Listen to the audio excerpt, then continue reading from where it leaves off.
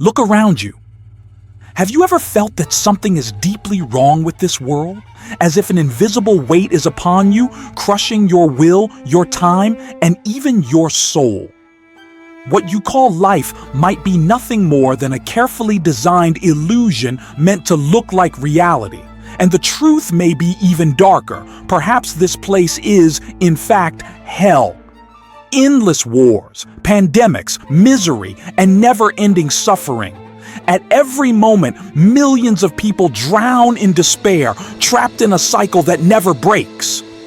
But what if I told you this doesn't happen by chance? What if all this pain is part of a plan, serving a hidden purpose? The most disturbing part is that you're not here because you chose to be. Ancient texts, belonging to persecuted and forgotten traditions, speak of a world under the dominion of dark entities who have imprisoned humanity in this reality. The Gnostics referred to this being as the demiurge, the false god, the great deceiver. To him, we are not divine children, nor free beings. We are mere prisoners. If this idea seems absurd, stop and observe life itself.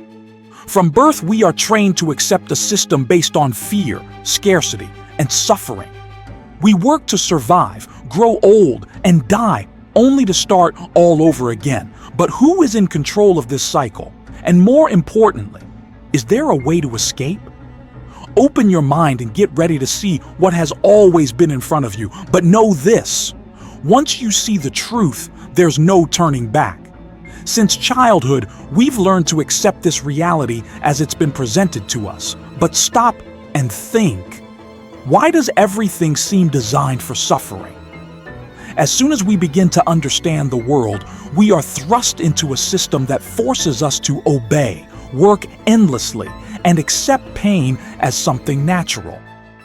If this world was truly created by a benevolent God, why is hunger, war, and disease at the center of existence? Perhaps the answer lies in ancient traditions that almost vanished with time.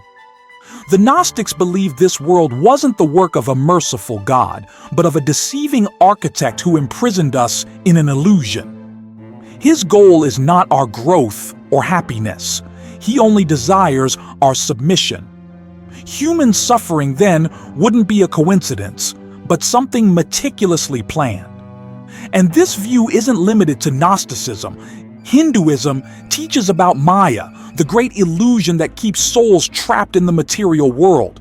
In Buddhism, existence is described as dukkha, suffering, and the only way out is awakening. The oldest religions have already pointed to the truth. We live inside a system that feeds on our despair. But where is the proof of this prison? It's everywhere if we know where to look. Let's analyze three fundamental pillars of this great illusion: pain, time, and invisible control. From the moment we're born, we are thrown into a machine of suffering. Childhood, which should be a time of freedom, becomes disguised training. We learn early on that following rules is the only way to avoid punishment. And when we grow up, things only get worse. We begin to be measured by what we produce, work, obey, pay your bills, and in the end, just disappear. What if someone tries to break free from this cycle? The system will quickly label them as crazy, a dreamer, or irresponsible. There is no true option for freedom, only different forms of captivity. The most frightening part? The suffering is not a mere mistake in the process. It serves a purpose. Esoteric texts speak of the Loosh theory, an energy generated by human pain and harvested by entities that control this reality. In other words, war, misery, and fear are not just consequences of the world we live in. They are the fuels that make this system work. Now imagine you were born inside a cell and given a single instruction: time is running out. From day one, you feel the pressure to learn quickly, grow fast, work, and produce, always afraid the hourglass will run empty. But who decided your life should be governed by the clock? Time is not just a measure of existence, it's an instrument of oppression.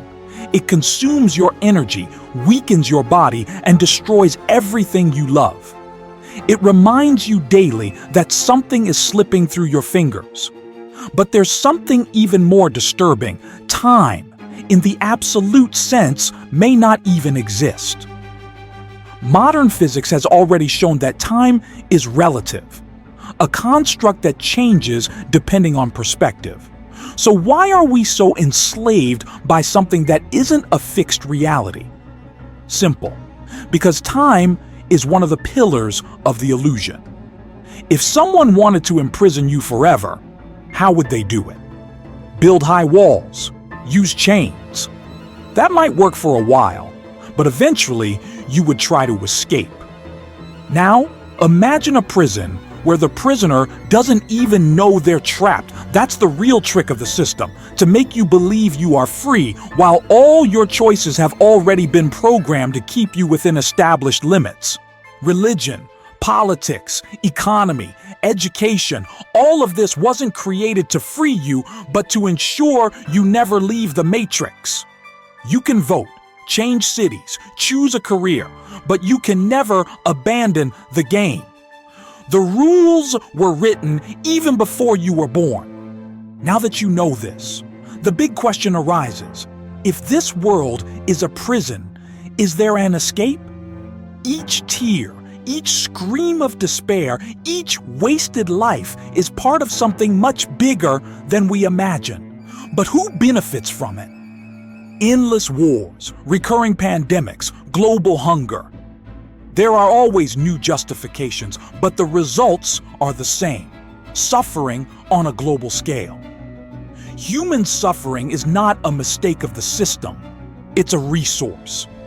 Like any other resource, it is harvested, refined, and used to keep this machine running. But who's behind this? Who created a system where death is not a final point, but just a restart? Many esoteric texts talk about this invisible structure and those who command it. They say pain strengthens the soul, that we become wiser through suffering. But who invented this logic? Who decided that spiritual evolution must be achieved through pain? The Gnostic traditions warned about the archons, invisible entities that not only manage this world, but also feed on our anguish. Every war, every tragedy, and every oppression serves as energetic rituals that nourish these forces. And now that you see the truth, what will you do? The answer may lie in ancient spiritual traditions.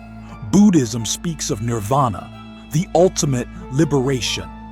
Gnosticism teaches about gnosis, the knowledge that can lead us back to our true home. The first step? Reject the illusion. If this world is a prison, then reincarnation could be the greatest trap ever created.